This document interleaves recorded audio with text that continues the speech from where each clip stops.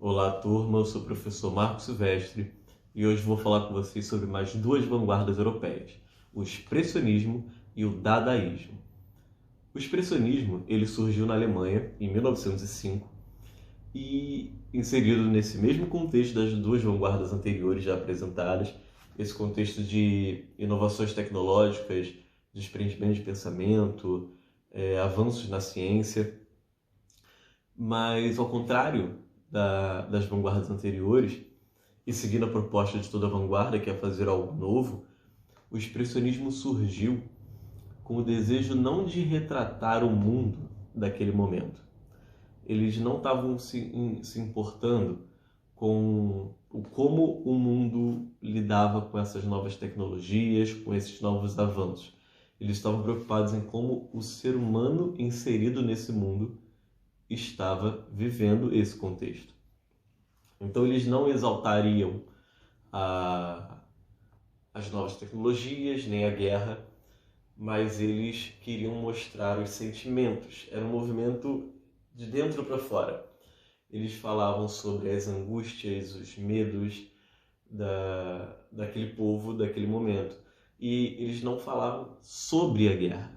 Eles falavam sobre o resultado das guerras, como isso refletia naquela população naquele momento. E para fazer isso, eles usavam muitos de temas sombrios, eles deformavam muito as coisas, porque eles não queriam retratar uma realidade objetiva. Eles eram a favor de que a realidade é subjetiva. Porque se o movimento é de dentro para fora, a minha realidade é diferente de outra pessoa. Eu sinto algo que essa pessoa não sente ou que sente diferente de mim. Logo, as nossas realidades são outras. E era aí que o movimento queria trabalhar. Era esse interior do ser humano que o movimento buscava retratar. Então, para isso, eles, além dos temas sombrios, que geralmente estão associados às nossas angústias e medos, não vai ser nada muito alegre, mas eles usavam de cores fortes e vibrantes para retratar esses sentimentos. Porém, eles buscavam também a estética, a poética do feio. O que seria isso? Que é já que vai ser falado sobre coisas pouco pesadas ou desagradáveis ou ruins, a gente não pode retratar isso de forma bela e gigantesca, né? Então, o, o uso do feio, esse desprendimento estético do movimento, era uma característica importantíssima para eles. O maior nome do movimento foi Edvard Munch, que tem como sua obra-prima o quadro O Grito, que é um quadro que representa perfeitamente o movimento, porque retrata uma pessoa sozinha, com uma expressão de grito que a gente não sabe se é de medo, se é de dor, do que é, mas ao fundo é muito colorido. É um quadro que ele traz todas as características do movimento. O expressionismo no cinema, ele foi forte também, foi atuante, principalmente com dois filmes que são os clássicos desse movimento. O Gabinete do Dr. Caligari, de Robert Wayne, e Nosferatu, de Friedrich Murnau, que são dois filmes que tratam... Os personagens principais são monstros, um é vampiro, o outro é um monstro mesmo. Então a gente já carrega um pouco, já faz uma referência à estética do feio. E uma das características principais são sempre o exagero das situações, o exagero das personagens, o exagero das caracterizações. E fez muito sucesso naquele momento. É considerado até hoje dos clássicos do cinema mundial.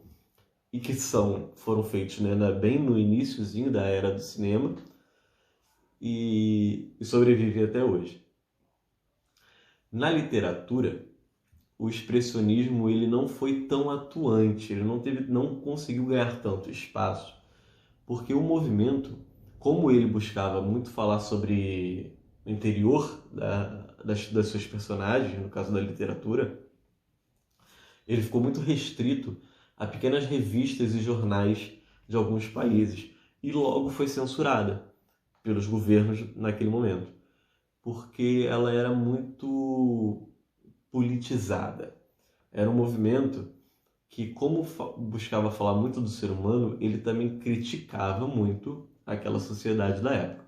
Então, por isso, a literatura expressionista ela não teve tanta visibilidade como a pintura e o cinema.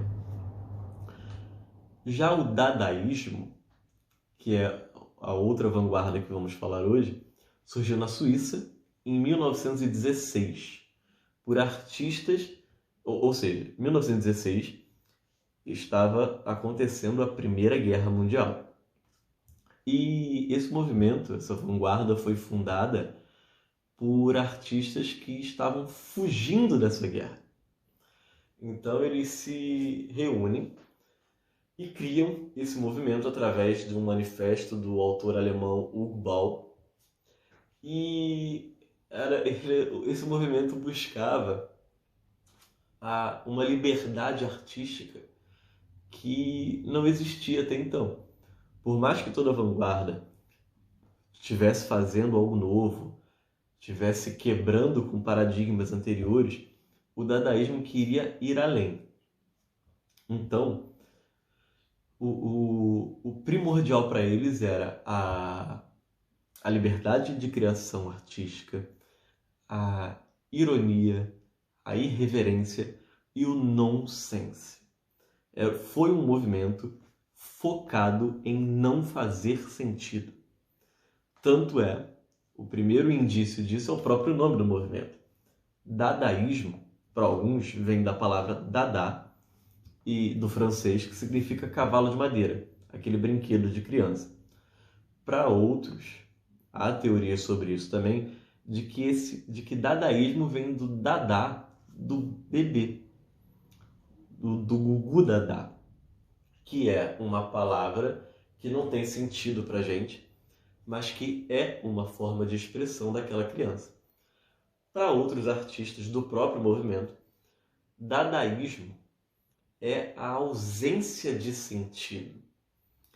Então, se eles têm um movimento cujo nome já não faz sentido, já carrega toda a característica daquele movimento.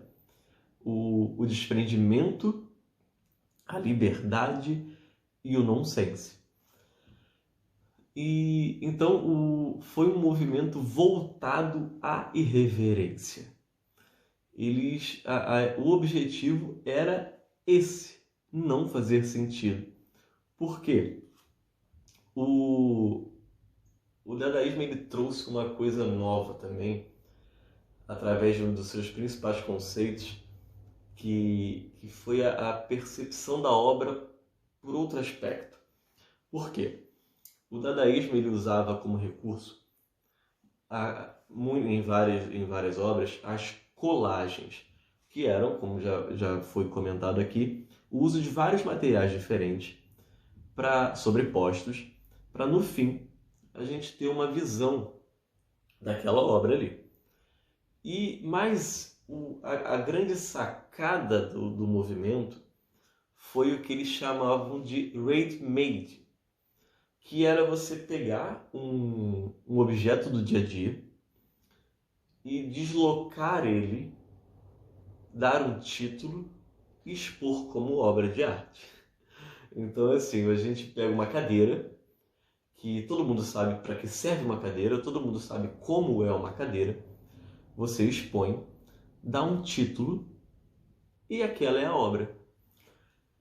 Além disso ser nonsense, ele traz um outro aspecto que é Em outras vanguardas, ou como é comum, a gente olha a obra, entende ou interpreta da forma que a gente achar melhor, mas a gente está vendo ali um resultado artístico. Quando se usa o ready-made e a gente vê um objeto, a gente se pergunta, a gente não olha só para o objeto, a gente se pergunta o porquê daquele objeto, o porquê o artista escolheu aquele objeto, o porquê ele escolheu aquele título, o que esse objeto e esse título, como eles se relacionam para que aquilo ali possa ser uma obra de arte. Então a gente passa a ver o conceito da obra e não o resultado da obra. Isso foi... O grande nome desse conceito foi o Marcel Duchamp, com a obra A Fonte, onde ele pegou um mictório e expôs com o título A Fonte. E isso traz essa... completamente a ideia do movimento, que também se estendeu pela literatura, com o próprio Hugo Ball, que foi o autor do manifesto, e com o Tristan Tzara. Esses dois caras, eles criaram as poesias sonoras, ou poemas fonéticos, que nada mais eram do que poesias escritas sem palavras. As poesias eram feitas apenas com sílabas, que não faziam sentido. Essas sílabas não formavam nenhum tipo de palavra, não formavam nenhuma ordem lógica, não formavam métrica, não formavam rima, nada. Eram apenas sílabas. E a ideia desse tipo de poema não era fazer sentido, como é a característica do movimento, mas sim o perceber o som que essas sílabas fazem quando são lidas. Isso também mostra perfeitamente a característica desse movimento. Então, eu mais uma vez vou deixar algum conteúdo sobre essas duas vanguardas para vocês conhecerem, verem, e na próxima aula falarei de mais uma vanguarda. Até lá!